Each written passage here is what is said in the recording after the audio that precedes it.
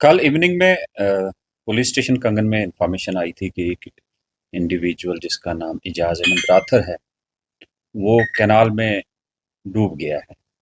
मगर police team जब मौके पे गई और वहाँ के वाकयात जितने भी थे उसके बारे एग्जामिनेशन करने के बाद और कुछ इंडिविजुअल्स जो कि विटनेसेस भी थे उनके साथ बात करने में पता चला कि ये सस्पिशियस मामला है और उसमें चांसेस ऑफ मर्डर लगते हैं। फिर वो सारी कड़ियाँ जोड़ते हुए पता चला कि इजाज अहमद राथर को उसके दो दोस्तों ने प्री प्लान तरीके से पुरानी अदावत रखते हुए स्ट्रैंगुलेट करके मारा और उसके बाद कैनाल में फेंक दिया। अब हमारे लिए चैलेंज था बॉडी रिट्रीव करना, तो हमने कैनाल को ड्रेन करवाने के बाद बॉडी सुबह मॉर्निंग में आफ्टर 13 to 14 आवर्स रिकवर की और उसका एग्जामिनेशन भी करवाया गया। मौके का एग्जामिनेशन भी वही दिखाता है कि उसको स्ट्रैंगुलेट किया गया। ये सीक्वेंस ऑफ थिंग्स ऐसे रहा कि 2.5 महीने पहले एक न्याजुल हक जो है उसका दोस्त और मतीन और ये इंडिविजुअल वहाँ क्रिकेट खेलते थे। वहाँ लड़ाई झगड़ा हुआ था, एक दूसरे को किक भी मारी थी इसने, न्याजुल हक ने। फिर वो मामला सुलझ गया, लेकिन 3 दिन पहले इन्होंने खुद ही अ, वहाँ एक शॉप से जाके केबल खरीदी। जब हमने शॉपकीपर से पूछा तो उसने बोला कि हाँ मेरे से केबल खरीदी गई है और वहाँ कैमरास लगे हुए थे जिसमें उन दोनों का वहाँ जाना और वो करोबरेट हो रहा था। वो हमने सीज किया है डीवीआर। साथ में जिस गाड़ी में लेके गए थे वो गाड़ी भी रिकवर हुई, उसको भी सीज किया गया।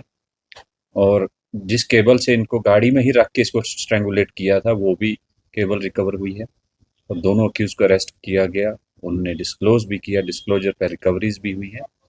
और जो फोर्थ इनका दोस्त था, जो डिसीज का दोस्त था जिसको लास्ट में मिनट पे साथ में लिया गया था, वो भी डिसीज के कहने पे, बट वो ओरिजिनल प्लान का पार्ट नहीं था, तो उस he is I witness, prime witness.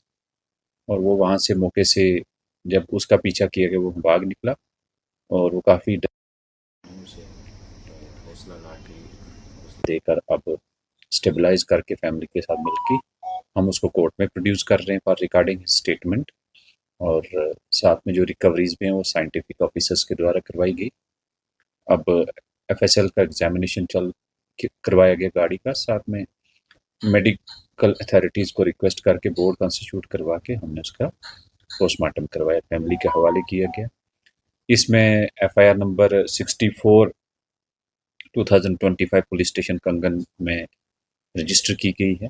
Accused को अरेस्ट किया गया सो दैट फर्दर इसको डिटेल इन्वेस्टिगेशन करके कन्विक्शन की तरफ ले जाया जाए।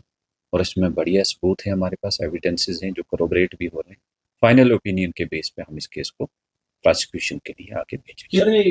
इसमें मतलब मुलवस इस केस में दो दो अक्यूज्ड हैं जो कि अरेस्ट कर लिए गए हैं और उसके बाद इसके रिलेटेड जितने भी एविडेंसेस हैं उसका हम इन्वेस्टिगेशन में ऑन रिकॉर्ड ले रहे हैं। मुझे आइडिया है क्योंकि वहाँ ऑब्वियसली इनके घर आमने सामने हैं और रंजिश, ये जो इंसिडेंट हुआ उसके बाद उनमें गुस्सा है।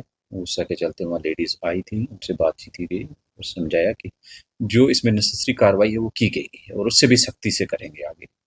पर विद दिस श्योरिटी वो सारे समझ गए, उनके सामने ही कार्रवाई, हम साथ में जुड़े। तो मुझे यकीन है कि ये सारे इस बात को समझते हैं, बट आगे इनका हमें कोऑपरेशन चाहिए। That is what we requested.